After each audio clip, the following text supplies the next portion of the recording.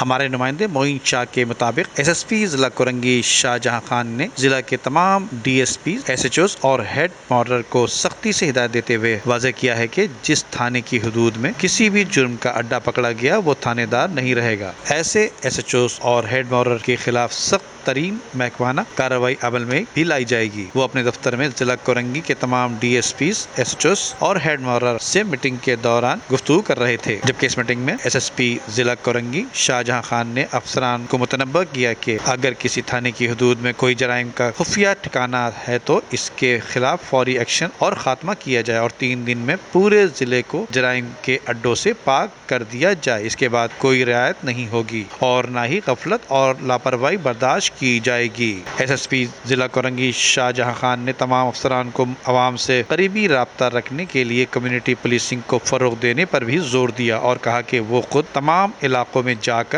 جائزہ لیں گے کہ ان کی ہدایت پر عمل درآمد میں سستی و کاہلی تو نہیں برتی گئی۔ ایس ایس پی ضلع کورنگی شاہ جہاں خان نے کہا ہے کہ بہتر کارکردگی کا مظاہرہ کرنے والے تھانے داروں اور پولیس پارٹی کو انعام سے بھی نوازا جائے گا۔